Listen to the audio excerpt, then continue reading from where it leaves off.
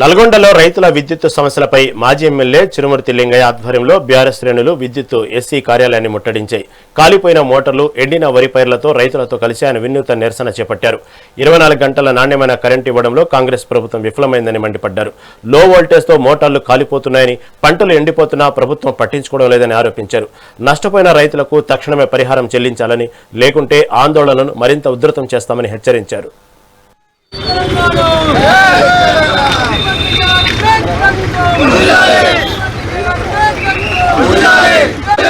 రైతు బిడ్డ కేసీఆర్ గారి నాయకత్వం సీఎం సీఎం సీఎం నాయకత్వం కేటీఆర్ నాయకత్వం చిరుమూర్తి గారి నాయకత్వం తెలంగాణ వద్దురా నాయన వద్దురా నాయన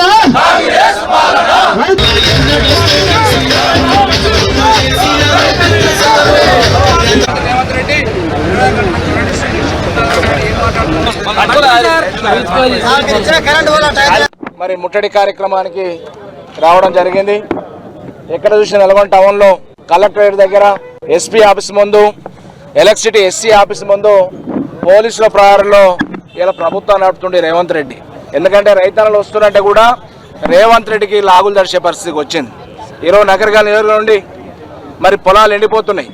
ఎందుకంటే గతంలో కేసీఆర్ గారు పరిపాలన చూసినప్పుడేమో 10 సంవత్సరాల కాలంలో కరెంట్ ఇవ్వలేడంటే కరెంట్ ఇచ్చి చూపించిన నాయకుడు కేసీఆర్ గారు.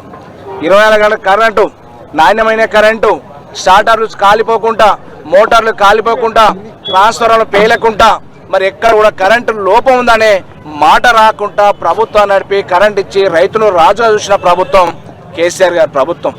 ఈ రేవంత్ రెడ్డి ఎన్నికల ముందేమో రైతుల కోసం 24 గంటల కరెంట్ ఇస్తా, రైతు బంధు ఇస్తా, రుణమాఫీ చేస్తా, అనేక రకాల మాటలు, మోసం మాటలు చెప్పి గద్దె మీద కూర్చున్నాక ఈరోజు ఇవాళ రైతులను వెన్ను విరిచే కార్యక్రమం చేస్తున్నాడు.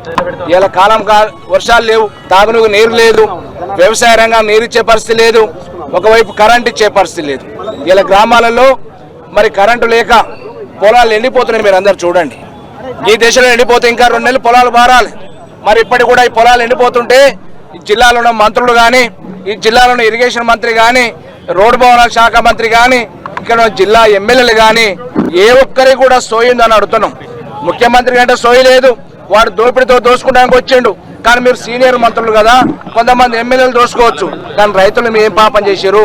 ఇలా గ్రామాల్లో పోతే వ్యవసాయ రంగానికి కరెంటు లేకుండా స్టార్టర్లు, మోటార్లు కలిపి పెట్టుబడులు పెట్టి పొలాలు దున్ని నార్లు పోసి అలా నాట్లు వేసినాక నీళ్ళు లేకుండా పోతుంటే రైతుల యొక్క బాధ, గోడు ఎవరు పట్టించుకోవాలి? మరి ముట్టడి కార్యక్రమానికి రావడం జరిగింది.